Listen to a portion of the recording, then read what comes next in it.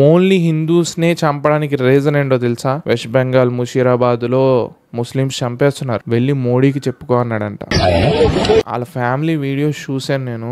వాళ్ళ బామ్మరిది అనుకుంటా బావా అంటుంటే, how could we survive? Pakistan మీ దగ్గర ఉంది, బేడ భూములు అడుక్కు తింటున్నారా బయట, ఏం పీకుతున్నారా? పాకిస్తాన్ అనే పట్టం ప్రపంచంలోనే మిగలదు. ముస్లిమ్స్ ఏనారా మనుషులు? మన దేశంలో వేరే జెండాలు, పాకిస్తాన్ జెండాలు కూడా ఎగరేస్తున్నారంటే you should respect India flag. So ఈ అటాక్ అయ్యాక ఇండియా ఎలా రిటాలియేట్ చేసిందో తెలుసా?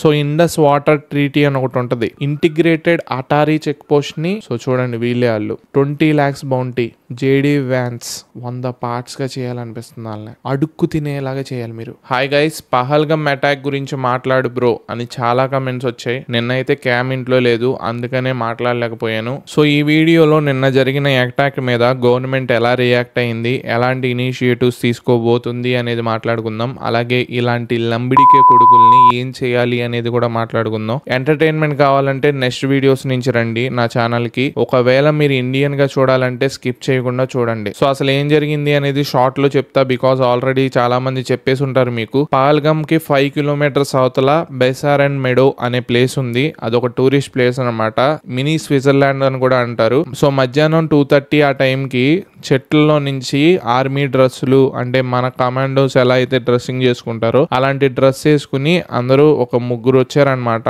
ఆ ముగ్గురు వచ్చి మీ రిలీజియన్ ఏంటి, మీ పేరేంటి, కొంతమందిని అయితే ఫ్యాంట్ కిందకి లాగి చూసి పాయింట్ బ్లాంక్ లో కాల్ చేశారు. సో అంటే నువ్వు ముస్లిం అయితే ఆ టైంలో నువ్వు బతికిపోయేవాడివి, నువ్వు ఒక అమ్మాయి అయితే నువ్వు బతికిపోయేవాడివి, నువ్వు ఒక చిన్న పిల్లోడివి అయితే నువ్వు బతికిపోయేవాడివి. అదే పొరపాటున నువ్వు ఒక హిందూ అయి ఉంటే అక్కడికక్కడే నువ్వు డెడ్. అంటే ఇక్కడ దీనికి రీజన్ అంటే వీళ్ళు ఓన్లీ హిందూస్ నే చంపడానికి రీజన్ ఏంటో తెలుసా? మనకి